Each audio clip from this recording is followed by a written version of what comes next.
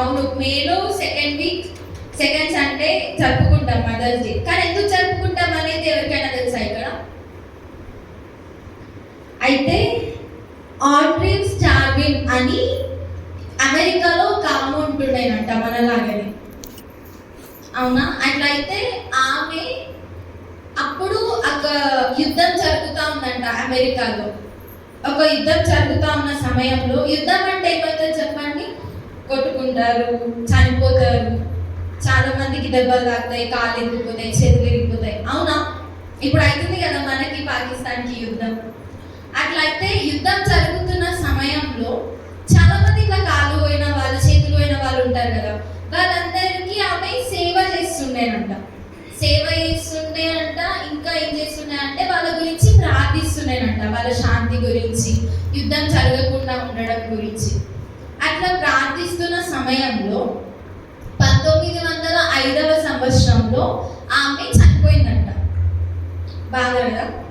అట్లయితే ఆమె చనిపోయినప్పుడు వాళ్ళ కూతురు ఉంటుంది కదా, ఆమె కూడా ఒక మదర్. అయితే ఆమె వాళ్ళ కూతురు హన్నా జార్విన్ అనే ఆమె వాళ్ళ మదర్ యొక్క సేవని ఎవ్వరు మర్చిపోకుండా దాన్ని గుర్తుపెట్టుకోవాలని చెప్పి 4 సంవత్సరాలు వాళ్ళ మమ్మీ చనిపోయిన తర్వాత మదర్స్ డేగా జరపాలి ఆమె చనిపోయిన రోజుని అని చెప్పేసి పోరాడితే, 4 సంవత్సరాలు పోరాటం చేసిన తర్వాత అమెరికాలో మొదటిసారి మెథోడిస్ట్ చర్చ్, అమెరికాలో ఉన్న మెథోడిస్ట్ చర్చ్లో 1908 ఆ సంవత్సరంలో మొదటిసారి మే సెకండ్ వీక్, మేలో 2వ ఆదివారాన్ని మదర్స్ డే లాగా అక్కడ సెలబ్రేట్ చేసుకున్నారంట. అయితే ఇదంతా 1908లో జరిగింది కదా. అట్లయితే దీనికి ముందు ప్రభుత్వం దీన్ని అంగీకరించలేదు అనమాట. ఓన్లీ మెథోడిస్ట్ చర్చ్లో మాత్రమే ఇట్లా చేయడం అంగీకరించినారు. ప్రభుత్వం అంగీకరించకపోయేసరికి దాని తర్వాత ఇక్కడ సెలబ్రేట్ చేయడం చూసి 1914వ సంవత్సరంలో ప్రభుత్వం దీన్ని అంగీకరించి మేలో 2వ ఆదివారాన్ని మదర్స్ డే లాగా జరపాలి అని చెప్పేసి అప్పటి నుంచి ఇప్పటి వరకు మేలో సెకండ్ వీక్ మనం జరుపుకుంటూ వస్తున్నాం. ఇది మదర్స్ డే వెనకాల ఉన్న బ్యాక్గ్రౌండ్ అనమాట. మదర్స్ డే మనం ఎందుకు జరుపుకుంటున్నాం అని చెప్పేసి ఈరోజు ఇట్లా చెప్పాలని అనుకున్నాను నేను. ఇది స్టోరీ అనమాట. అట్లయితే మదర్స్ డే జరుపుకుంటున్నాం జనరల్గా, ఓకే, మదర్స్ అవుతారు, మన పిల్లలు మనకి అప్పుడప్పుడు విష్ చేస్తుంటారు, వాట్సాప్లో ఏవో స్టేటస్లో పెడతారు, చిన్న ఫొటోస్ అవన్నీ, అదంతా ఓకే, బాగానే ఉంది. కానీ మనం ఎవరైనా పుట్టి మనుషులమా? నార్మల్గా బయట మనుషులం కాదని కాదు, కానీ మనం క్రైస్తవులం, అవునా? క్రైస్తవులం కాబట్టి బైబిల్లో ఉన్న మదర్స్ ఎలా ఉన్నారో మనకు తెలియాలి. బైబిల్లో మదర్స్ ఉన్నారా? మీకు ఎవరికైనా తెలుసా బైబిల్లో ఎంతమంది మదర్స్ ఉన్నారు? చాలా మంది ఉన్నారు కదా. అట్లయితే మీకు ఏ మదర్ గురించి అయినా తెలుసా? బైబిల్లో ఉన్న వాళ్ళు చెప్తారా? కనీసం పేర్లైనా చెప్తారా? చెప్పారా ఎవరు?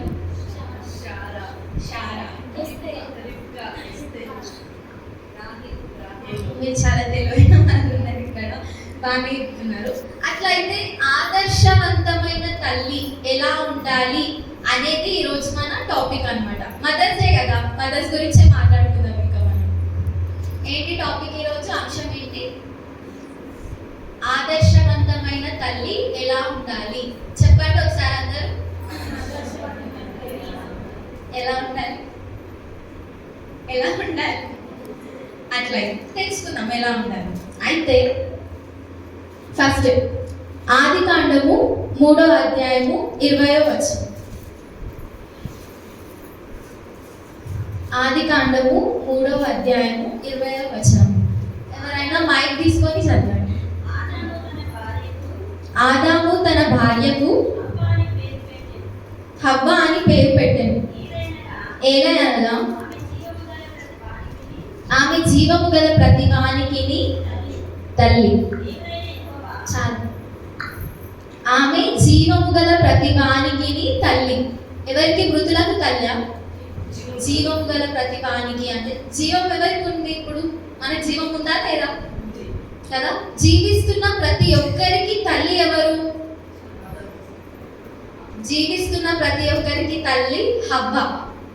అవునా? భూమి మీద మొదటిగా పుట్టిన స్త్రీ ఎవరు? హవ్వ కదా. ఆదాము పగటెముక నుంచి తెలుసు కదా మీకు స్టోరీ అందరికి, ఆదాము హవ్వ స్టోరీ. అట్లయితే జీవము గల ప్రతి వానికి తల్లి అని చెప్పేసి హవ్వ అని అంటున్నారు. ఎందుకు అంటున్నారు అని అంటే, హవ్వ అనగానే మనకి, ఆదము హవ్వ స్టోరీ అనగానే మనకి ఏం గుర్తొస్తుంది? ఆమె తినొద్దన్న పండు తిన్నది, అట్లా దానివల్ల మనకి పాపం వచ్చింది, అదంతా ఆమె పాపం చేసింది, అదంతా గుర్తొస్తుంది. కానీ ఇదంతా ఎప్పుడు జరిగింది? దేవుడు సృష్టించిన కొన్ని సంవత్సరాలకి సాతాను వచ్చి ఆయనని శోధించింది కాబట్టి అది జరిగింది. కానీ సాతాను శోధించక ముందు హవ్వ పాపం చేసింది అని మనం అనుకుంటామా? పాపం చేసిందా? సాతాను శోధించక ముందు చాలా సంవత్సరాలు దేవుడితో హవ్వకి ఆదాముకి ఎంత సాన్నిధ్యం ఉండొచ్చు కదా. అవునా కాదా? జస్ట్ మనకి పుట్టిన పిల్లలకి ఒక 2 years లోనే మనకి ఎంత అర్థమైపోతుంది. ఇప్పుడు మన ఒక ఎగ్జాంపుల్ తీసుకుందాం. మన ఒక ఆంటీ ఉంది, వాళ్ళ కూతురు ఉంది, చిన్న పిల్ల. ఆమె ఏం చెప్తుందో వేరే వాళ్ళకి అర్థం కాదు, కానీ ఆమె చేసే అవేంటివి పనులు కానీ, ఆమె మాట్లాడేది కానీ, ఆ సైగలు కానీ ఉంటాయి కదా, అవి అమ్మకి తప్ప ఇంకెవరికైనా అర్థమవుతాయా? ఇంకెవరికి అర్థం కాదు. జస్ట్ నార్మల్గా చిన్నపిల్లలు అంటే చూసుకోవడానికి వస్తారు కదా, అలాంటి వాళ్ళకు కూడా అర్థం కావు. కానీ ఆ మదర్కి మాత్రమే, ఆ తల్లికి మాత్రమే అలాంటివన్నీ అర్థమవుతాయి కదా. అట్లా అంత బాండ్ ఉంటుంది కదా తల్లికి కూతురికి. అట్లనే దేవుడి పిల్లలు ఎవరు? ఇప్పుడు ఇక్కడ మొదటిగా సృష్టించిన వాళ్ళు ఆదాము హవ్వ. అట్లనే దేవునికి ఆదాము హవ్వకి ఎంత సాన్నిధ్యం ఉండొచ్చు అనుకుంటున్నారు? ఎన్ని సంవత్సరాలకి ఏదైనా తోటలో జస్ట్ వాళ్ళు ముగ్గురు మాత్రమే ఉన్నప్పుడు ఎంత ఉండొచ్చు కదా వాళ్ళ ముగ్గురి మధ్యలో. అలాంటప్పుడు ఆ శోధించక ముందు హవ్వ మనకందరికి జీవము గల ప్రతి వానికి తల్లి అన్న ఆ రీతిలో ఆమె బతికింది. అవునా? అట్లా మనం అందరం కూడా బతకాలి అని చెప్పేసి దేవుడు చెప్తున్నాడు. ఫస్ట్ మన పిల్లలకే కాదు, ఇంకా వేరే వాళ్ళకి కూడా అట్లా ఆ తల్లిలాగా ఉండాలి అని మనల్ని చూపించే విధంగా, అంటే మనల్ని ఆదర్శంగా తీసుకునే విధంగా, ఇన్స్పిరేషనల్ మదర్ లాగా మనం ఉండాలన్నమాట. అర్థమైందా అందరికి? ఫస్ట్ ఏంటిది? ఆదర్శవంతమైన తల్లిలాగా మనల్ని చూసి వేరే మదర్ ఇన్స్పైర్ అయ్యి నా కొడుకుని నా కూతుర్ని కూడా నేను ఇలానే పెంచాలి అన్న రీతిలో మనం ఉండాలి అని చెప్పేసి బైబిల్ మనకు సెలవిస్తుంది. ఇది నేను చెప్తున్నానా, దేవుడు చెప్తున్నాడా? దేవుడే చెప్తున్నాడు మీకు, కానీ నా ద్వారా చెప్తున్నాడు. అవునా? అట్లయితే ఇంకా చాలా మంది ఉన్నారు కదా బైబిల్లో. ఫస్ట్ హవ్వని తీసుకున్నాం, నెక్స్ట్ ఇంకా కొన్ని తీసుకుందాం. ఎవరు అంటే న్యాయాధిపతుల గ్రంథం, న్యాయాధిపతులు 5వ అధ్యాయము 7వ వచనం. న్యాయాధిపతులు 5:7. ఇశ్రాయేలీయుల అధిపతులు లేకపోయిరి, దెబోరా అను నేను రాకమునుపు ఇశ్రాయేలులో నేను తల్లిగా ఉండకమునుపు వారు లేకపోయిరి. ఎవరు తల్లిగా లేకమునుపు? దెబోరా. అవునా? దెబోరాకు ఒక బిరుదు ఉంది, తెలుసా ఎవరికైనా ఇక్కడ? దెబోరా ఎవరు? ఆమె ఇశ్రాయేలులకు తల్లి అని చెప్పేసి దేవుడు ఒక బిరుదు ఉందన్నమాట ఆమెకి. ఇశ్రాయేలులకు తల్లి. ముందు చూసింది ఎవరు మనం? హవ్వ. హవ్వ ఎవరు? జీవము గల ప్రతి వానికి తల్లి. ఇప్పుడు మనం చూస్తున్నది ఎవరు? దెబోరా. దెబోరా ఎవరు? ఇశ్రాయేలులకు తల్లి. హవ్వ జీవము గల ప్రతి వానికి తల్లి అనే దాంట్లో ఆమె అంత బాగా జీవించింది తన జీవితాన్ని. కానీ ఇక్కడ దెబోరా అనేట ఆమె ఇశ్రాయేలులకి, ఇశ్రాయేల్ మన చిన్న దేశం అనుకుంటున్నారా? ప్రపంచ పటంలో చాలా పెద్దగా ఉంటుంది అది. అంత పెద్ద దేశం, అంటే అంత మందికి జాతికి ఆమె తల్లి అనేటట్లు ఆమె బతికింది అన్నమాట. దెబోరా ఎవరు? ఇశ్రాయేలులకు. అంటే ఇశ్రాయేలీలు అంటే మొదటిగా క్రైస్తవ్యం, అంటే ఇశ్రాయేలుల గురించి మనకు ఎక్కువ బైబిల్లో ఉంటది కదా. అట్లాంటి జాతికి ఆమె తల్లి అనే రకంగా బతికింది. ఇది కూడా ఇన్స్పిరేషనల్ మదర్ లాగా ఉండడానికి 2 ఉదాహరణలు అనమాట. ఒకటి ఫస్ట్ హవ్వ, ఇంకొకటి డెబోరా. వీళ్ళిద్దరిలాగా మనం కూడా బతుకుదాం అప్పటి నుంచైనా. నెక్స్ట్ విలాప వాక్యములు 2:19. విలాప వాక్యములు 2:19. ఇంతసేపు ఇట్లుండాలి అని అనుకున్నాం, కానీ మనం ఎట్లుండాలి, బైబిల్ పరంగా ఒక తల్లి ఎలా జీవించాలి తన బిడ్డల గురించి అని ఇప్పుడు మనం తెలుసుకుందాం. నీవు లేచి రేయి మొదటి జామున మొరపెట్టుము, నీళ్లు కుమ్మరించినట్లు ప్రభువు సన్నిధిని నీ హృదయమును కుమ్మరించుము. నీ పసిపిల్లల ప్రాణము కొరకు నీ చేతులను ఆయన తట్టు ఎత్తుము. హల్లెలూయా. ఏం చెప్తున్నారు ఇక్కడ? నీవు లేచి అంటే, నీవు అంటే ఎవరు ఇక్కడ? మీరు లేచి అంటే తల్లులు లేచి రేయి మొదటి జామున అంటే తెల్లవారంగానే లేచి ఏం చేయమంటుడు? పని పట్టుకోమంటుడా? మొరపెట్టుము. నీవు లేచి రేయి మొదటి జామున మొరపెట్టుము. ఎట్లా మొరపెట్టాలంట? నీళ్లు కుమ్మరించినట్టు ప్రభువు సన్నిధిని నీ హృదయమును కుమ్మరించు. ఇప్పుడు ఒక బిందు ఉంది, దాన్ని మొత్తం వాటర్ పడితే కొన్ని ఉంచుతారా? అంటే మనం ఉంచుదామని ఉంపితే వేరు, కానీ మొత్తం కుమ్మరించినట్లు ఉంపితే మొత్తం పడిపోతాయి కదా. అట్లా మన హృదయాన్ని సంపూర్ణంగా దేవునికి సమర్పించి మన పసిపిల్లల గురించి అంటే మన పిల్లల గురించి దేవుని తట్టు మన చేతులు ఎత్తాలి. అంటే చేతులు ఎత్తి ప్రార్థించాలి అని చెప్పేసి దేవుడు చెప్తున్నాడు అనమాట. అట్లా ఎంతమంది చేస్తున్నారు? రేయి మొదటి జామున లేచి మన పిల్లల గురించి ఎంతమంది దేవునికి మొరపెడుతున్నారు? రేయి మొదటి జామున కాకపోయినా ఆ డే మొత్తంలో ఎప్పుడైనా నా పిల్లలు ఇట్లా కాకుండా ఉండాలి, అంటే చనిపోతున్నారు ఈ మధ్య చాలా, అట్లా కాకుండా ఉండాలి, మంచిగా అవ్వాలి, మంచి ఫ్యూచర్ ఉండాలి వాళ్ళకి అని ఎంతమంది తల్లులు మొరపెడుతున్నారు ఈ సంఘంలో? ఎవరు మొరపెట్టట్లేదా? నేను ప్రౌడ్గా చెప్పుకుంటా, మా మమ్మీ మా గురించి ప్రతి నైట్ ప్రేయర్ చేస్తుంది. ప్రతి నైట్ మేము హాస్టల్ నుంచి వచ్చినప్పుడు మమ్మల్ని కూడా ప్రేయర్లో కూర్చోబెడతారు. అంటే పిల్లలు అంటూ ఉంటారు, ఏంది మమ్మీ ఊరికే ప్రేయర్ చేయాలా, ఏంది ఉట్టిగానే రమ్మంటావు అది అని చెప్పేసి. అయినా కూడా మా మమ్మీ మమ్మల్ని ప్రేయర్ చేయండి, పడుకొని ఇవ్వాలన్నమాట నైట్. ఎంతమంది ప్రేయర్ చేస్తున్నారు? అలా చెయ్యాలి. రేయి మొదటి జామున లేచి మన పిల్లల గురించి ప్రార్థించాలి అని బైబిల్ మనకి సెలవిస్తుంది. దీన్ని మనం పాటించాలి. ఫస్ట్ ఆదర్శవంతంగా ఉండాలి. నెక్స్ట్ రేయి మొదటి జామున లేచి మన పిల్లల గురించి మనం ప్రార్థించాలి. మన పిల్లల గురించి మనం ప్రార్థించకపోతే ఇంకెవరు ప్రార్థిస్తారు? అవునా? మనమే చేయాలి. అవునా? అట్లనే మనమే చేయాలి. కాబట్టి వాళ్ళ గురించి ప్రార్థించినట్లయితే దేవుడు మనకిచ్చే ఆశీర్వాదం వేరు, వాళ్ళకి కూడా ఆశీర్వాదం ఇస్తాడు. అవునా? మన ప్రార్థన వాళ్ళని మన దగ్గర నుంచే వచ్చినప్పుడు మన ఆశీర్వాదం వాళ్ళకు కూడా పోతుంది కదా. అట్లనే దేవుడు మనకి వాళ్ళ గురించి ప్రార్థించాలి అని చెప్తున్నాడు అనమాట. ఇంకేం చేయమంటున్నాడు? ప్రభు సన్నిధిని నీ హృదయము కుమ్మరించు.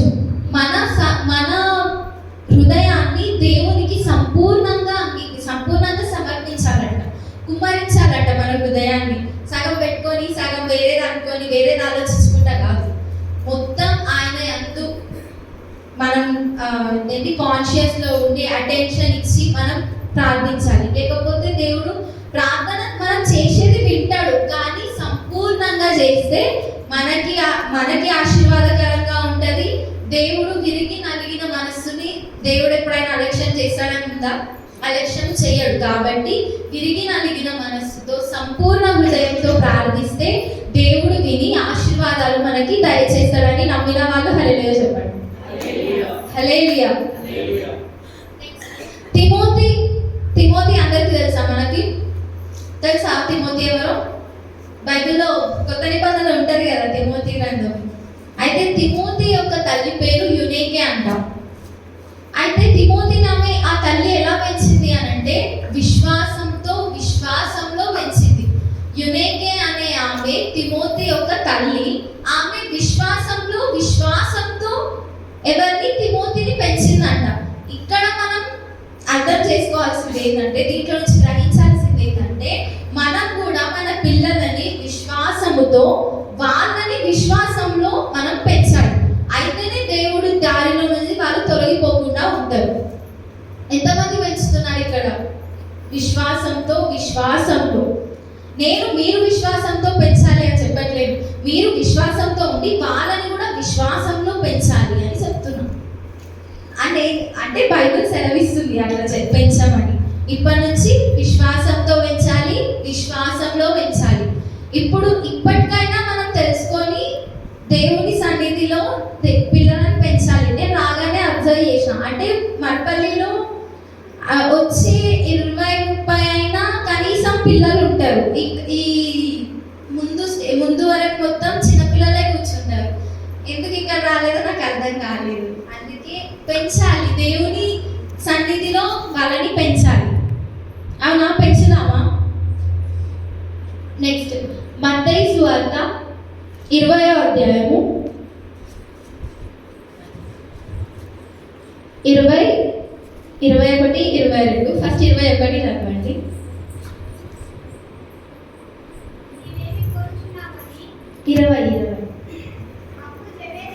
అప్పుడు జెబెదయి కుమారుల తల్లి తన కుమారులతో ఆయన యొద్దకు వచ్చి నమస్కారం చేసి ఒక మనవి చేయబోగా. అయితే ఇక్కడ ఎవరున్నారు?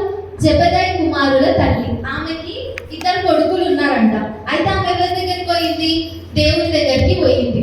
దేనికి పోయింది అని అంటే, ఒక మనవి, అంటే ఆయన ఎద్దకు పోయి ఆమె నమస్కారం చేసి, ఫస్ట్ ఎవరికైనా మనం ఇప్పుడు ఇంటికి చుట్టాలు సేవ్ చేస్తాం. ఫస్ట్ బాగున్నారా, ఎప్పుడు వచ్చినారు అని వాళ్ళ బాగోగులు నమస్కారం అని చేస్తాం కదా, ఫస్ట్ శానిటేషన్స్ ఇస్తాం అన్నమాట. అట్లా ఇక్కడ కూడా ఆమె వెళ్ళగానే మనం మనవి అడగలేదు, ఫస్ట్ ఆయనకి నమస్కారం చేసిన తర్వాతనే.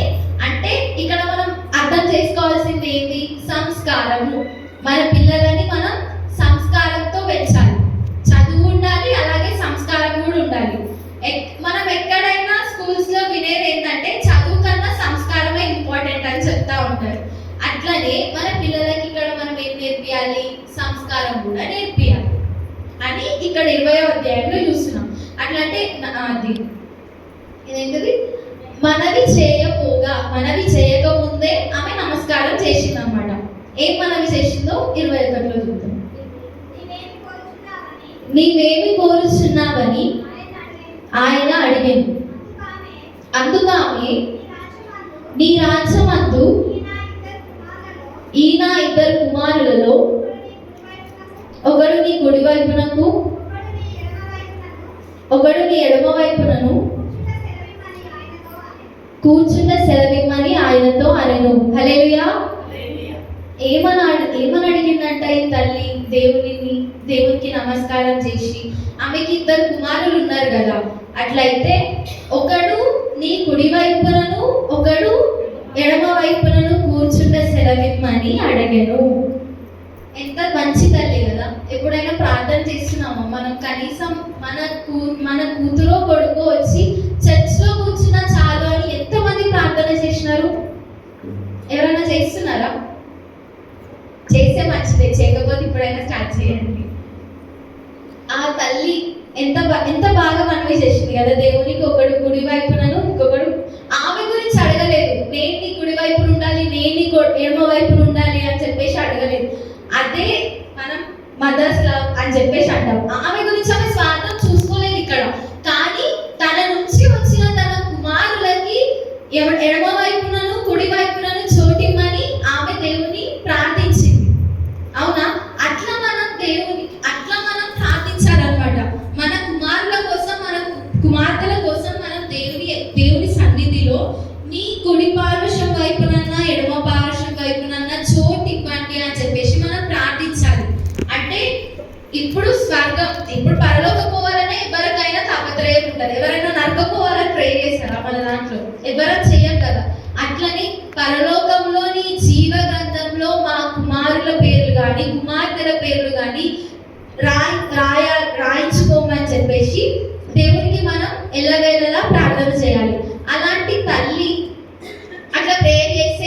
ఏమైందంట చూద్దాం. 22వ అధ్యాయం. అందుకు యేసు, మీరేమి అడుగుతున్నారు అది మీకు తెలియదు. నేను త్రాగబోవు గిన్నెలోనిది మీరు త్రాగగలరా అని అడగగా వారు త్రాగగలమనిరి. అక్కడ గిన్నెలో ఏముండొచ్చు అని మీరు ఎక్స్పెక్ట్ చేసి ఏముండొచ్చు అని మీరు అనుకుంటున్నారు? నేను త్రాగు గిన్నెలోనిది మీరు త్రాగురా అనగానే వాళ్ళు ఏమన్నారు? తాగమేమో అన్నారా? తాగుతామని అంటారు. ఎందుకంటే యేసుక్రీస్తు తాగిన గిన్నెలోది ఇప్పుడు మనకి ఇచ్చినా కూడా మనం తాగుతామంటామా తాగమంటామా? ఎంత ప్రాముఖ్యమైంది, ఎంత పరిశుద్ధమైంది. ఆయన జస్ట్ బట్టలు తాగితేనే మనకి స్వస్థతను వచ్చింది. అలాంటిది ఆయన గిన్నెలోనిది, ఆయన తాగిన వాటర్ తాగమంటే మనం ఎంత పరిశుద్ధంగా భావిస్తాం వాటిని. అలాంటిది అడిగింది అనమాట దేవుడు, నా గిన్నెలోనిది మీరు తాగుదురా అని. వాళ్ళు వెంటనే తాగుతామని అంటారు ఎవరైనా కూడా. కానీ అక్కడ గిన్నె అంటే ఏంటి అని అంటే శ్రమలతో కూడిన గిన్నె, మరణంతో కూడిన గిన్నె. అందుకే మనం గుడ్ ఫ్రైడే టైంలో 7 మాటలు ధ్యానించినప్పుడు ముందు గెత్సెమనేలో పోయి దేవుడు ప్రార్థిస్తాడు కదా, నీ చిత్తమైతే ఈ గిన్నె నాలో నుండి తొలగించుము అని. ఆ గిన్నె అంటే ఏంటి? అక్కడ శ్రమలు. ఈ శ్రమలు నా నుండి దూరం చేయి దేవుడా అని చెప్పి ప్రేయర్ చేస్తాడు కదా దేవుడు. కానీ మళ్ళీ స్వీకరిస్తాడా? తొలగిపోతాయి ఆ శ్రమలు పడ్డా లేదా? దేవుడు చనిపోయినాడు కదా. గుడ్ ఫ్రైడే అందుకే చేసుకుంటాం, తెలుసా మీకు అందరికీ? అయితే అలాంటి గిన్నె అది తాగుదురా అంటే ఇక్కడ ఏంటి అని అంటే, నాలాగా మీరు శ్రమలు పొందుతారా ఈ లోకంలో అని చెప్పేసి దేవుడు అడుగుతా ఉన్నాడు అనమాట. వాళ్ళు తాగగలం అనేది వాళ్ళని అడిగిడు. ఎవరిని? వాళ్ళ కుమారులని. వాళ్ళు తాగుతాం ఓకే అని అన్నారు. కానీ ఈ పరమార్థం ఎవరికి అర్థమైంది అని అంటే జెబెదయి కుమారుల తల్లికి అర్థమైంది. గిన్నె అంటే ఆయన ఇచ్చే వాటర్ కాదు, అది శ్రమలతో కూడుకున్నది. ఇంకేంటిది? మరణంతో కూడుకున్న గిన్నె కాబట్టి అది ఆమెకు అర్థమైంది. వాళ్ళు తాగగలం అనేది అనగానే ఆమెకు అర్థమైపోయి ఆమె సంతోషించింది అనమాట వాళ్ళు ఒప్పుకున్నందుకు. కానీ తర్వాత మీరు కింద చదివితే అర్థమవుతుంది. ఇప్పుడు కాదు, ఇంటికి వెళ్ళిన తర్వాత అనుకోండి, కింద చదివితే అర్థమవుతుంది. అది నేను డిసైడ్ చేసేది కాదు, అది నా తండ్రి మాత్రమే డిసైడ్ చేస్తాడు అనమాట. ఎవరు నా కుడి పక్కన ఉండాలి, ఎవరు నా ఎడమ పక్కన ఉండాలి అనేది. అట్లా అని చెప్పేసి దేవుడు చెప్తాడు. అది వేరే విషయం. కానీ ఇక్కడ మనం తీసుకోవాల్సింది ఏంటి అని అంటే ఆ తల్లి యొక్క గొప్పతనం ఎలా ఉంది అనేది. అంటే అట్లా కూడా ప్రేయర్ చేయొచ్చు, అంత త్యాగం కూడా చేయొచ్చు. ఆమె గురించి ఎప్పుడు స్వార్థంగా ఆలోచించలేదు. అక్కడ నేను ఉండాలి, నేను పరలోకం వెళ్ళాలి, నా పేరు జీవ గ్రంథంలో ఉండాలి, నాకు మాత్రమే రావాలి అని ఎప్పుడు. అందుకే అంటారు కదా మన బయట కూడా, తల్లి ప్రేమలో కల్మషం ఉండదు, స్వార్థం ఉంటుందా? మీకే తెలియాలి బాగా, మాకన్నా నాకేం ఎక్స్పీరియన్స్ లేదు, నేనేం మదర్ని కాదు. మీకే తెలియాలి తల్లి ప్రేమలో కల్మషం ఉంటుందా, స్వార్థం ఉంటుందా? ఎంత ప్యూర్ ఉంటుంది కదా తల్లి ప్రేమ. అందుకే ఇక్కడ చెప్తా ఉన్నాడు అనమాట, అట్లా ప్రేయర్ చేయాలి మన పిల్లల కోసం. మనం అంత స్వార్థం లేకుండా, అంత కల్మషం లేకుండా అట్లా ప్రేయర్ చేయాలి దేవునికి. మన పిల్లల గురించి కూడా, మన పిల్లలు కూడా పరలోకంలో ఉండాలి, వాళ్ళ పేర్లు కూడా జీవ గ్రంథంలో నమోదు చేయబడాలి, వాళ్ళు కూడా దేవుని సన్నిధిలో ఎదగాలి, వాళ్ళు దేవుని సన్నిధిలో ఉండాలి, వాళ్ళు దేవుని సన్నిధిలో వాడబడాలి, అంచెలంచెలుగా ఎదగాలి అని చెప్పేసి మనం ఎల్లవేళలా కన్నీటి ప్రార్థన చేస్తే దేవుడు తప్పకుండా వాళ్ళని ఆశీర్వదిస్తాడు అని చెప్పేసి బైబిల్ సెలవిస్తుంది. ఇంకా చాలా మంది ఉన్నారు, ఇంకా చూద్దామా? చాలా బోర్ వస్తుందా? ఇంకా చూద్దాం, చెప్తా. ఎట్లయినా మీకు ఎంత బోర్ వచ్చినా నేను చెప్తానే ఉంటా, ఆపను. అయితే 1 సమూయేలు 1:11. 1 సమూయేలు గ్రంథము 1:11. మీకు అందరికీ తెలిసే ఉంటుంది ఈ స్టోరీ. సైన్యములకు అధిపతి యెహోవా నీ సేవకురాలైన నాకు కలిగి ఉన్న శ్రమను చూచి నీ సేవకురాలైన నన్ను మరువక జ్ఞాపకం చేసుకొని నీ సేవకురాలైన నాకు మగపిల్లను దయచేసిన ఎడల. ఆగండి, ఇక్కడ ఎవరి గురించి మనం తెలుసుకుంటున్నాం? సమూయేలు. అవునా? ఇక్కడ ప్రార్థించింది ఎవరు మరి? హన్నా. అందరికీ తెలిసే ఉంటుంది స్టోరీ, అన్న కేసు చేసినారంటే. అయితే ఈమె ఏమని ప్రార్థిస్తుంది అని అంటే, నీ సేవకురాలైనా అని అంటే ఇక్కడ మనం తెలుసుకోవాల్సింది ఏంటిది, గ్రహించాల్సింది ఏంటి అని అంటే, ఆమె ప్రభువు యొక్క సేవకురాలు. అవునా? ఇక్కడ మనం కూడా తల్లులం కూడా దేవుని పట్ల, దేవునికి మనం కూడా సేవకురాలై ఉండాలి. దేవుని యొక్క పరిచర్యను, సేవను మనం వేరే వాళ్ళకి అందించాలి. అంటే నేను మైక్స్ కట్టుకొని ఇట్లా చెప్పండి అని అంటలేను. మీకు తెలిసిన వాళ్ళని ఒక్కరికి చెప్పినా కూడా అది సేవనే అవుతుంది, 10 మందికి చెప్పినా కూడా సేవనే అవుతుంది. మీ ద్వారా ఒక్క శరీరం, ఒక్క ఆత్మ రక్షించబడ్డా అది మీకు దీవెనకరమే, ఆశీర్వాదకరమే. అలాంటిది మనం ఒక ఆత్మని పరలోకానికి చేరుస్తున్నప్పుడు అది మనకి ఎంత ఆశీర్వాదకరంగా ఉంటుంది. అవునా? అట్లా ఒక తల్లిలాగా మనం సేవకురాలై ఉండి, అప్పుడు దేవునికి మనం మొరపెట్టినప్పుడు నా సేవకురాలు కాబట్టి అని దేవుడు ఆలోచించి మనకి ఇస్తాడా ఇయ్యడా అన్నది పక్కన పెడితే, మనం దేవుని సేవని వేరే వాళ్ళకి అందించే తల్లిలాగా ఉండాలి అని మనం ఇక్కడ గ్రహిస్తున్నాం. కంటిన్యూ చేయాలి. వాని తల మీదికి క్షౌరపు కత్తి ఎన్నటికీ రానియక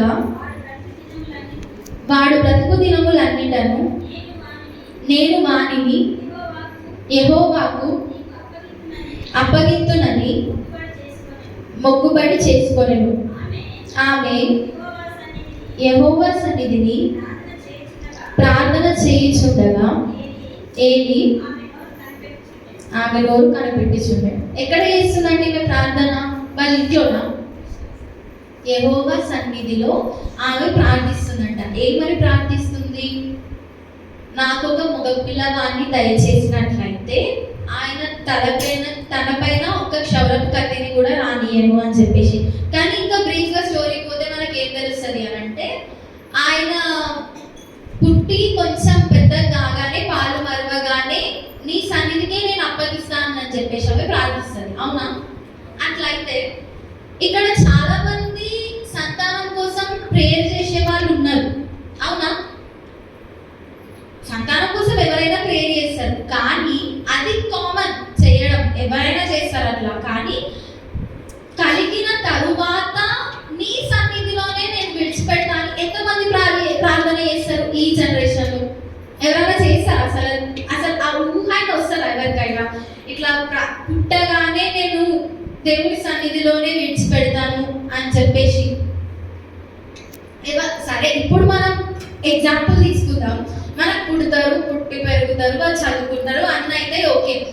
ఎవరైనా మన రిలేటివ్స్ కానీ మన చుట్టాలు కానీ ఎవరైనా వచ్చి మనల్ని ఏం చేస్తావు నీ కొడుకుని అని అంటే, కొడుకునో కూతురునో ఏం చేస్తావు అని అంటే, డాక్టర్, ఇంజనీర్, ఐపీఎస్, ఐఏఎస్ అన్నీ చెప్తారు. కానీ ఎవరైనా నేను ఒక సేవకుని చేయాలనుకుంటున్నా, నేను ఒక సేవకురాల్ని చేయాలనుకుంటున్నా, ఒక పాస్టర్ని ఎవరైనా అనుకుంటారా? అట్లా ఎవరైనా చెప్తారా? కనీసం డాక్టర్ కొరకు డాక్టర్ అవుతున్నాడు ఓకే, కానీ ఇదంతా మనం నార్మల్గా వినేదే. బయట ఎవరైనా అవుతారు, డాక్టర్ కొరకు డాక్టర్ ఎవరైనా అవుతారు. కానీ ఒక సేవకుడు, ఒక సేవకురాలు అవుతుంది, నేను అట్లా చేస్తా అని ఏ పేరెంట్ అయినా, ఏ తల్లైనా, ఏ తండ్రి అయినా దేవునికి మొర పెడతారా? దేవునికి ప్రార్థిస్తారా? అట్లా చదువులో తోడు ఉండాలి అని ప్రేర్ చేస్తారు, అదొకే. మంచి మార్కులు రావాలి ప్రేర్ చేస్తారు, అదొకే. పాస్ అవ్వాలి ప్రేర్ చేస్తారు, అది కూడా ఓకే. నా కుమారునికి కుమార్తె కానీ కావాల్సిన అన్ని అవసరాలు తీర్చని ప్రార్థిస్తారు, అదంతా ఓకే. కానీ నా కుమారుడు నీ సన్నిధిలో వాడబడాలి, నీ సేవ చేయాలి, నీ పాటలు పాడాలి, నీ సన్నిధిలో ఉండాలి, నీకు మహిమకరముగా జీవించాలి అని ఎంతమంది ప్రార్థిస్తారు? ఎవరైనా ప్రార్థిస్తారా? ఒక సేవకుని చేస్తా నా కొడుకుని, ఒక సేవకురాల్ని చేస్తా నా కూతుర్ని అని ఎవ్వరు ప్రార్థించడానికి ఇష్టపడరు. కాదు, అసలు ఆ ఊహ కూడా రాదు వాళ్ళకి. అలాంటి దినములలో మనం బ్రతుకుతున్నాం. కానీ ఇప్పుడు సేవకులున్నా సేవకురాలైన తల్లిదండ్రులు ఎంత హ్యాపీగా ఫీల్ అవుతుండొచ్చు. దేవుడికి ఎంత ఎంత దీవెనకరంగా ఉంటుంది వాళ్ళకి, ఎన్ని ఆశీర్వాదాలు ఉంటుండొచ్చు వాళ్ళకి. ఒక డాక్టర్కి లేనన్ని ఆశీర్వాదాలు ఒక సేవకునికి, ఒక సేవకురాలికి ఉంటది అని చెప్పేసి నమ్మిన వాళ్ళు హల్లెలూయా చెప్పండి. ఇప్పటికైనా ప్రార్థిస్తారా, నా కొడుకుని సేవకుడు సేవకురాలు అవుతారు కాదో, ఐ మీన్ చేయాలని మీకు ఉందో లేదో అది పక్కన పెట్టండి, అది మీ పర్సనల్, అని నేను అట్లా అన్నాను. కానీ నీ సన్నిధిలో వాడబడాలి, నీ సన్నిధిలో ఎదగాలి అని ఇప్పటి నుంచి అయినా ప్రార్థన చేస్తాం అనేవాళ్ళు హల్లెలూయా చెప్పండి. చేశారైతే అందరూ గట్టిగా వస్తుంది హల్లెలూయా, హల్లెలూయా చేశారా? ఇంకొకటి చూద్దాం. అయితే ఇన్ని చెప్పినాం కదా, అట్లయితే ఇంకొక స్టోరీ చూద్దాం అనమాట. మీకు అందరికీ థామస్ ఆల్వా ఎడిసన్ తెలుసా? బల్బుని కనిపెట్టినాడు ఆయన పేరు థామస్ ఆల్వా ఎడిసన్ అనమాట. అట్లయితే ఆయన చిన్న ఉన్నప్పుడు స్కూల్కి వెళ్ళే టైంలో, ఇది స్టోరీ మీకు అందరికీ బోర్ వస్తుందని చెప్తున్నాను నేను. అట్లయితే ఆయన స్కూల్కి వెళ్ళే టైంలో చిన్నగా ఉన్నప్పుడు స్కూల్కి వెళ్ళి రిటర్న్ వస్తున్నప్పుడు వాళ్ళ టీచర్ ఒక చిట్టి రాసి ఇచ్చిందంట వాళ్ళ మమ్మీకి ఇవ్వమని చెప్పేసి. అట్లయితే ఇంటికి తీసుకొని వచ్చి వాళ్ళ కొడుకు వాళ్ళ మమ్మీకి ఇచ్చిందంట. థామస్ ఆల్వా ఎడిసన్ వాళ్ళ మమ్మీకి ఇచ్చిందంట. అయితే ఆ చిట్టిని చదివిందంట వాళ్ళ మమ్మీ. ఆయన అడిగిందంట, ఏమని ఉంది మమ్మీ ఆ చిట్టి పైన అని అంటే, ఆమె ఏమని చెప్పిందంట అంటే, నీ కొడుకు చాలా తెలివైన వాడు, ఆయనని ఈ స్కూల్కి కాకుండా ఇంకొక స్కూల్కి మార్పిస్తే ఆయన తెలివి జ్ఞానం చాలా ఉంది కాబట్టి ఇంకా ఎదిగే అవకాశం ఉంటుంది. ఇక్కడ మేము ఆయనకి చెప్పేంత జ్ఞానం మాకు లేదు, సో స్కూల్ మార్పించండి, రేపటి నుంచి స్కూల్కి పంపించకండి అని చెప్పేసి రాసింది అని చెప్పిందంట వాళ్ళ మమ్మీ. అట్లయితే ఇక ఆయనకి హ్యాపీగా ఫీల్ అయ్యి ఓకే అని చెప్పేసి వేరే స్కూల్కి పంపించారంట అప్పటి నుంచి. అట్లయితే ఆయన చదువుకొని పెద్దగా అయ్యి ఒక సైంటిస్ట్ అయిన తరువాత కొన్ని సంవత్సరాలు, అంటే సైంటిస్ట్ అయ్యిండు, బైబిల్ కనిపెట్టిండు, అంత అయింది. కొన్ని సంవత్సరాల తర్వాత వాళ్ళ మమ్మీ చనిపోతుందంట. అట్లయితే వాళ్ళ మమ్మీ వస్తువులు అవన్నీ ఉంటాయి కదా ఇంట్లో. అట్లయితే ఒక పెట్టె ఉండదంట. అట్లయితే ఆ పెట్టె ఓపెన్ చేసి అన్ని చూస్తూ ఉంటే ఏం జరిగిందంట అంటే, ఆ చిన్న చిట్టి వాళ్ళ టీచర్ రాసిందా, ఆ చిట్టిని ఆమె దాంట్లో దాపెట్టుకుందంట. అట్లయితే అది ఆయనకి గుర్తొచ్చి ఒకసారి చదువుదామని చెప్పేసి ఆ చిట్టిని తీసిందంట. అయితే నిజంగా చిట్టి పైన ఏం రాసిందంట అంటే, నీ కొడుకు మానసిక రోగి, మాకు ఆయనకు చెప్పడానికి రావట్లేదు, సో రేపటి నుంచి స్కూల్కి పంపించకండి అని రాసిందంట ఆ చిట్టి పైన. దీన్ని బట్టి మనం ఏం అర్థం చేసుకోవాలి అని అంటే, ఒక తల్లి ఇప్పుడు ఆయన వాళ్ళ కొడుకుకి అట్లా రాసింది అని నిజం చెప్తే, ఆయన మానసిక రోగియా కాదా పక్కన పెడితే, ఆయన కాకపోయినా దాన్ని అట్లా ఊహించుకొని ఆయన ఇంకా చదవకుండా ఏం చేయకుండా సరే నేను ఇట్లనే అని చెప్పేసి అదే ఊహలో ఉండిపోయి, ఆయన సైంటిస్ట్ కాదు కదా కనీసం పాస్ అవుతుండేనా అనేదన్నా మనం ఊహించుకోవడానికి వస్తుందా? కానీ ఆమె అట్లా చెప్పలేదు. ఎందుకు చెప్పలేదు అని అంటే, మనల్ని మన పిల్లల్ని మనం కాకపోతే ఇంకెవరు ప్రోత్సహిస్తారు? అవునా? మనమే ప్రోత్సహించాలి, మనమే ఎంకరేజ్ చేయాలి. కాబట్టి ఆ ఎంకరేజ్మెంట్కి ఆ మానసిక రోగి అయినా కూడా ఆ డిప్రెషన్కి ఆయన వెళ్ళొద్దు అని చెప్పేసి ఆ తల్లి ఆ రోజు ఆ కొడుకుతోని అబద్ధం చెప్పింది, అట్లా రాసింది అని. అట్లయితే ఒక సైంటిస్ట్ ఇప్పుడు ఇంత వెలుగులో మనం ఉంటున్నాం, అవునా? ఒక్క బల్బ్ కాదు అసలు, పెద్ద పెద్ద లైట్లే, ఫ్లాష్ లైట్లే, అవో పిచ్చి పిచ్చి లైట్స్ కూడా వచ్చినాయి అన్ని. అలాంటిది ఒక చిన్న ఇన్వెన్షన్ రాకపోయి ఉంటే, ఒక చిన్న సైంటిస్ట్ అయిన నుంచి రాకపోయి ఉంటే ఇప్పుడు మనకి వెలుగు అనేది ఉండకపోయేది. ఆ తల్లి ఆ రోజున నిజం చెప్పుకుంటే, ఆ ఎంకరేజ్మెంట్ లేకపోయి ఉంటే ఇప్పుడు మనం ఇట్లా ఉండకపోయే, అప్పుడు ఆయన సైంటిస్ట్ పోదునేమో, అవునా? మనం ఉంచలేము కదా ఏం జరుగుతుందో. అట్లా మనం కూడా మన పిల్లల దాంట్లో ఇలా ప్రతి ఒక్కరికి పుట్టినప్పుడు ఏదో ఒక టాలెంట్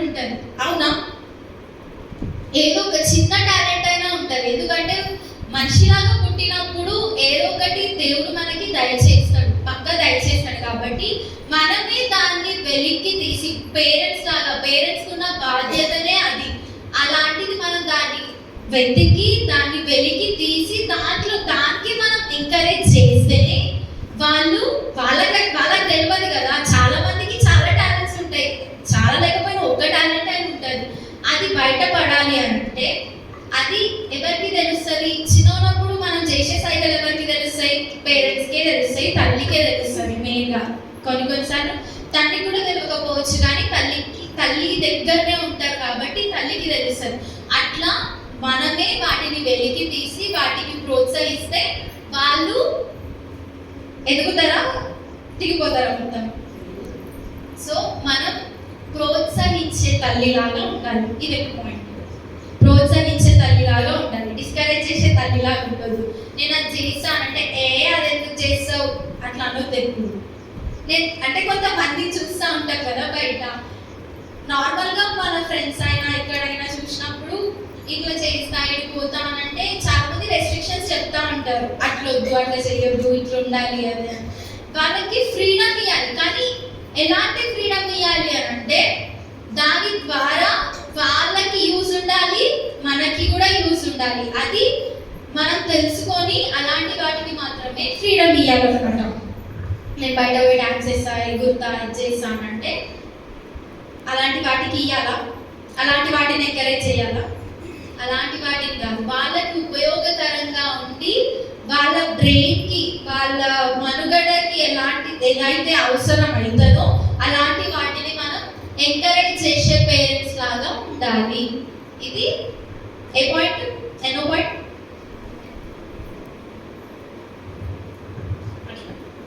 ఇది ఇంకొక పాయింట్ అన్నమాట, నాకు కూడా గుర్తులేదు ఏ పాయింట్. అందుకే మిమ్మల్ని అడిగిన అటెన్షన్ ఉన్నారు, నేను అటెన్షన్లో లేను, మీరు అటెన్షన్ లేదు. అది అర్థమైంది ఇక్కడ. సరే, 5th పాయింట్ అంట, సరే కన్సిడర్ చేద్దాం. అది అట్లా ఎంకరేజ్ చేసే పేరెంట్స్ లాగా ఉండాలి అనేది ఇంకొక పాయింట్ అనమాట. నెక్స్ట్ ఇంకొక తల్లి ఏంటి అని అంటే ఎవరు అంటే క్రీస్తు తల్లి మరియా. ఈమె కన్యలాగా ఉన్నప్పుడే పరిశుద్ధాత్మ వలన పరిశుద్ధుడైన దేవునికి జన్మనిచ్చింది. తెలుసా? క్రిస్మస్ స్టోరీ అందరికీ తెలుసు కదా. క్రిస్మస్ ఎందుకు చేసుకుంటాం మనం? ఆన్సర్ అవ్వట్లేదు, తెలియదా? క్రిస్మస్ ఎందుకు చేసుకుంటాం మనం? యేసుక్రీస్తు జననం పుట్టిడు కాబట్టి చేసుకుంటాం, అవునా? ఎప్పుడు చేసుకుంటాం? కనీసం డిసెంబర్ 25కి చేసుకుంటాం క్రిస్మస్. అట్లా అయితే క్రీస్తు తల్లి మరియా ఒక ఇన్సిడెంట్ జరుగుతుంది. ఏంటి అని అంటే కానా పెళ్లి స్టోరీ తెలుసు అందరికి. కానా పెళ్లికి పోతారు, అప్పుడు మరియా కూడా యేసుక్రీస్తుతో పాటు పోతుంది అనమాట. అట్లయితే అక్కడ ద్రాక్షారసం అయిపోతుంది కదా. అక్కడ లోపల ఉన్న వాళ్ళందరికీ ఆమె ఏమని చెప్తుంది అంటే అక్కడ అంటే అయిపోయింది ద్రాక్షారసం అని వాళ్ళు మాట్లాడుకుంటున్న సమయంలో ఆమె ఒక సజెషన్ ఇస్తుంది అనమాట. లోపల పెళ్లి వాళ్ళ ఇంట్లోకి వెళ్ళి ఏమనంటే అక్కడ యేసుక్రీస్తు ఉన్నాడు, ఆయనకి వెళ్ళి చెప్పండి అని చెప్పేసి చెప్తానంట. అవునా? తెలుసా ఇదందరికీ? అయితే చెప్పండి అని అంటే వాళ్ళు వెళ్ళి చెప్తారు, దేవుడు వచ్చి నీళ్ళని ద్రాక్షారసం బాగా మారుస్తాడు. ఇదంతా స్టోరీ మనకు రొటీన్గా తెలిసిందే. కానీ దీంట్లో మనం ఏం అర్థం చేసుకోవాలి అని అంటే ఒక తల్లి తన కుమారుని యొక్క గొప్పతనం గురించి అక్కడ ఉన్న వాళ్ళందరికీ తెలియాలి అని కోరుకుంటుంది. అవునా? ఇక్కడ ఎవరు గొప్ప వాళ్ళు? ఎవరు తెలియజేయాలనుకుంటున్నారు అందరికీ? మరియా. అవునా? అట్లా మన పిల్లల గురించి కూడా మన టాలెంట్స్ ఇంతకుముందు వెలికి తీసి ఎంకరేజ్ చేయాలి అని చెప్పినా కదా. ఎంకరేజ్ చేసి వాళ్ళు గొప్ప వాళ్ళు అయిన తర్వాత వాళ్ళ టాలెంట్ గురించి మనకు కూడా అందరికీ చెప్పే రకంగా ఉండాలి. అవునా? చెప్తారా అందరూ? ఒక జాబ్ రాగానే అందరికీ స్పీచ్ ఇచ్చి చెప్తారు, ఎందుకంటే గొప్ప వాళ్ళు అయినాక చెప్పడానికి ఎవరు మొహమాట పడరు. అదే చెడిపోయినప్పుడు చెప్పడానికి మొహమాట పడతారు. అవునా? చెడిపోయే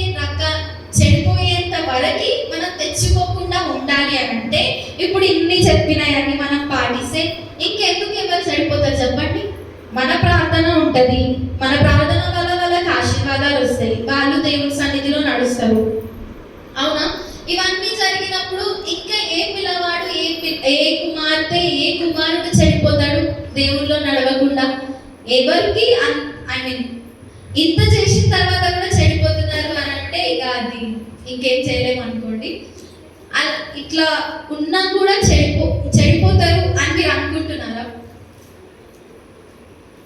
చెడిపోతారా? ఇంకా మన ప్రార్థన ఉంటుంది, వాళ్ళ ప్రార్థన ఉంటుంది, మనం ప్రార్థించినాం కాబట్టి వాళ్ళు వచ్చి దేవుడి సన్నిధిలో ఎదుగుతారు. ఇవన్నీ జరిగినాక కూడా చెడిపోరు ఎవరు. ఏ బాలుడు నడవలసిన త్రోవలు వారికి నడిపించుము, పెద్దవాడైనప్పుడు వాడు దాని నుండి తొలగి పోడు అని రాసింది, కానీ పోతాడు అని రాసింది ఆ బైబిల్లో. తొలగి పోడు. కాబట్టి మనం ఇవన్నీ చిన్నప్పటి నుంచే వాళ్ళకి నేర్పియాలన్నమాట. ఇవన్నీ చెప్పిన పాయింట్స్ అన్ని గుర్తున్నాయా? ఎన్ని పాయింట్స్ గుర్తున్నాయని నేను లాస్ట్లో అడుగుతాను, ఇంకా అయిపోలేదు మెసేజ్. లాస్ట్లో అడుగుతా, మీరు అందరూ ఒక్కొక్కరిని ఎవరెవరిని అడుగుతానో వాళ్ళందరూ చెప్పాలన్నమాట. క్లాస్లో టీచర్ చేసే పనే కదా ఇదంతా. క్లాస్ అంతా చెప్తారు, క్లాస్ అయిపోయిన తర్వాత క్వశ్చన్స్ అడుగుతారు. అవునా? అట్లనే చేద్దాం ఇప్పుడు కూడా. మనం కూడా క్లాస్ తీసుకుంటున్నాను నేను ఇప్పుడు మీ అందరికీ. అట్లయితే ఇవన్నీ పాటించినట్లయితే ఇంకా ఏ పిల్లవాడును తొలగిపోడు అని బైబిల్ సెలవిస్తుంది. ఇప్పటిదాకా మనం ఎట్లుండాలి, తల్లులు ఎట్లుండాలి, తల్లులు పిల్లలు ఎట్లా పెంచాలి అనేదే మాట్లాడుకున్నాం. అట్లయితే పిల్లలకు కూడా ఉంటుంది కదా బాధ్యత. ఇంత చేస్తున్నప్పుడు మేము కూడా రిటర్న్గా మీకు ఏదో ఒకటి చేయాలి కదా. అట్లయితే మేమేం చేయాలో, మీరు కాదు, మేమేం చేయాలో చూద్దాం ఇప్పుడు. సామెతలు 17:15-20. సామెతలు 17:20. జ్ఞానము గల కుమారుడు తన తండ్రిని సంతోషపెట్టు, బుద్ధిహీనుడు తన తల్లిని తిరస్కరించును. జ్ఞానము గల కుమారుడు అంటే జ్ఞానం ఉన్న కుమారుడు. జ్ఞానం, తెలివి ఇవన్నీ ఎక్కడి నుంచి వస్తాయి? దేవుడి నుంచే వస్తాయి. అవునా? దేవుని యందు మనం నడిపించి వాళ్ళని చిన్నప్పటి నుంచే నడిపించాలి, చిన్నప్పటి నుంచే పెంచాలి అని చెప్తున్నారు కదా. అయితే దేవుని యందు నడిపించిన వాడికి జ్ఞానం ఉంటుంది అన్నమాట.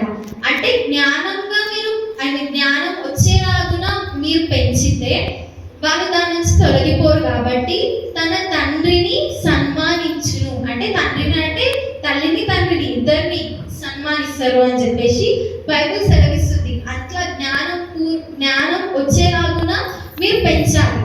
అట్లనే జ్ఞానవంతులుగా మేము అయిన తర్వాత తల్లిని తండ్రిని సన్మానిస్తాము అని చెప్పేసి మేము కాదు, బైబిలే సెలవిస్తుంది.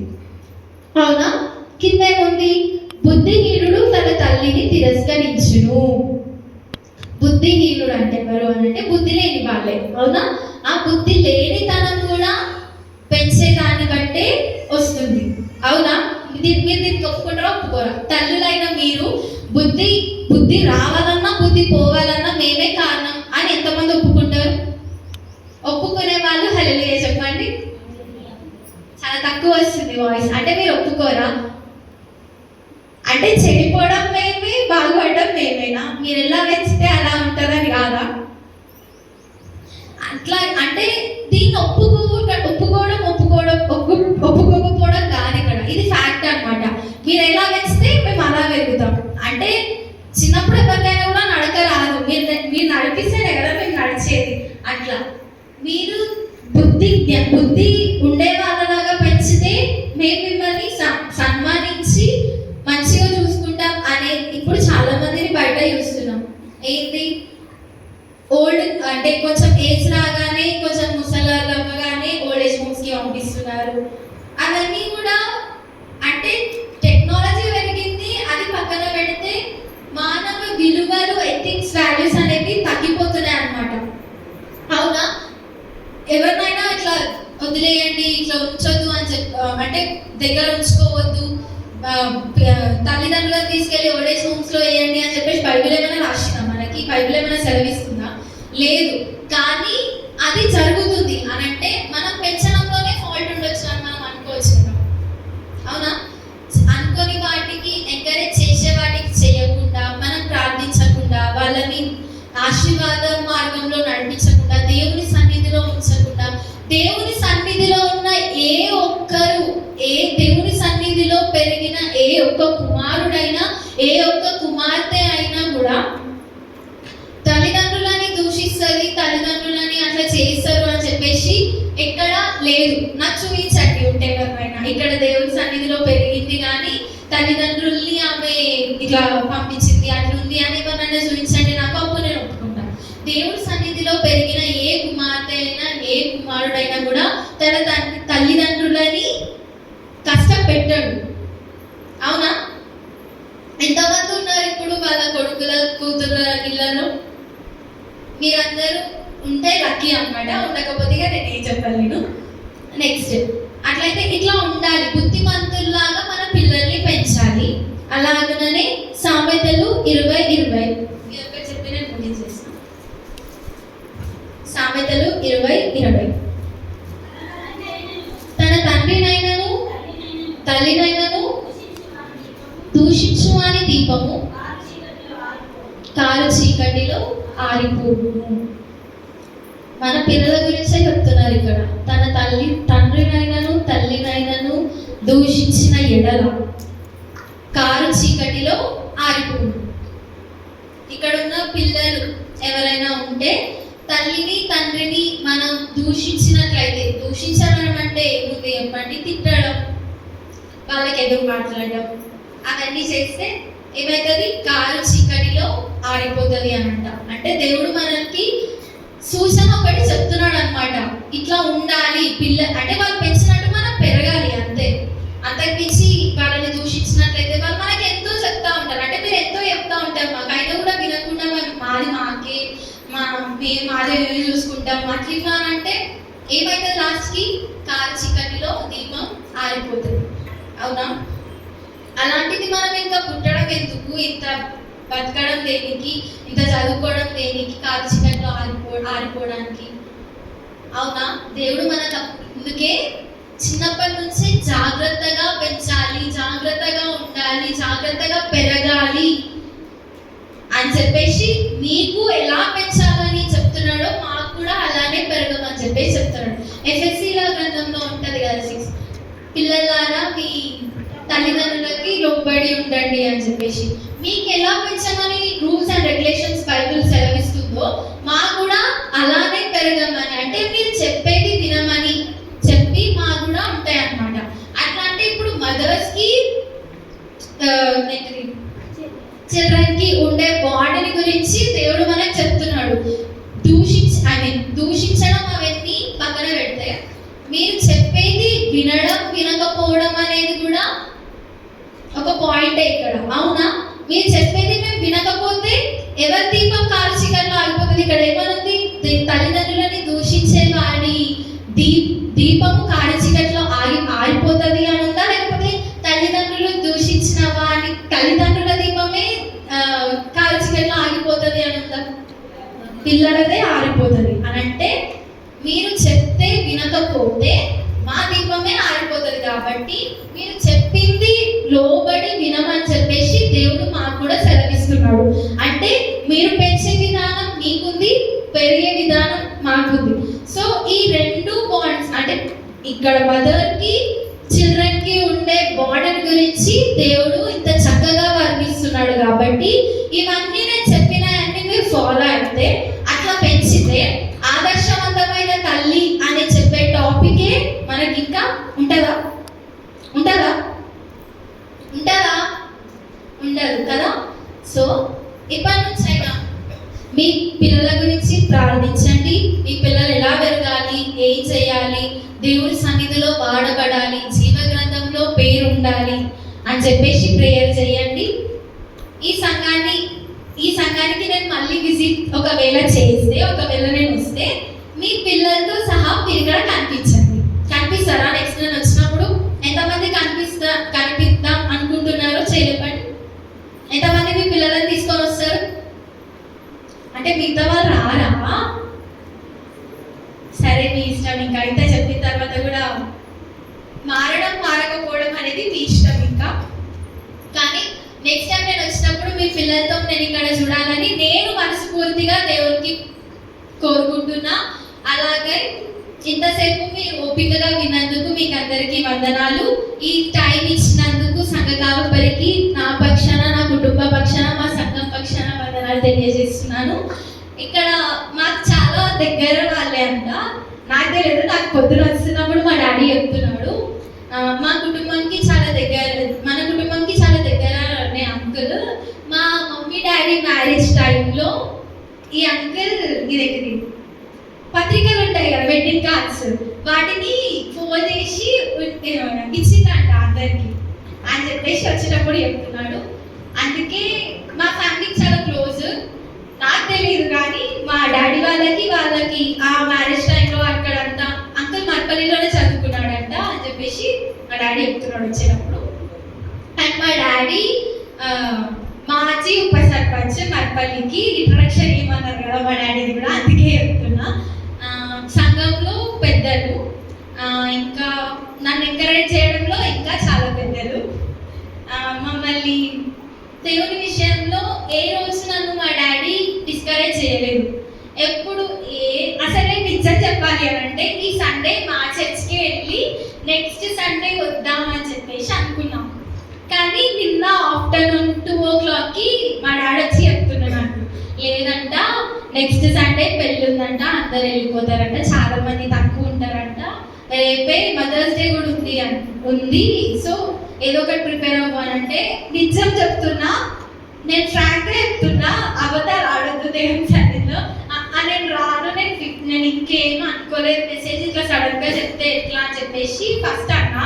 ఆ తర్వాత అట్లా చెయ్యొద్దు పెట్టాలి అని చెప్పేసి అంటే అప్పుడు ఇక సరేలే అని చెప్పి అన్న తర్వాత నేనే కాల్ చేసి చెప్తాను, నీకు వస్తాను రాను అని చెప్పేసి అంటే మా డాడీ అప్పటికే చెప్పేసి అంకుల్కి, నేను ఆలోచిస్తానప్పుడే చెప్పేసి వస్తుంది అని. అట్లా ఈరోజు నిన్ననే అనుకొని ఈరోజే రావడం అయింది, లేకపోతే నెక్స్ట్ సండే వచ్చేదాన్ని యాక్చువల్గా. అందుకే ఇట్లా చెప్పిన. మీకు నచ్చడం నచ్చకపోవడం కాదు, కానీ దీన్ని బట్టి మీ దాంట్లో ఉన్న వాళ్ళు మారాలి, కనీసం మీ గురించి ప్రేయర్ చేయాలన్నమాట, మీ పిల్లల గురించి ప్రేయర్ చేయాలి అని నేను మనస్ఫూర్తిగా కోరుకుంటున్నా. ఈ సమయం ఇచ్చినందుకు థ్యాంక్ యూ సో మచ్. మీకు అందరికీ వందనాలు.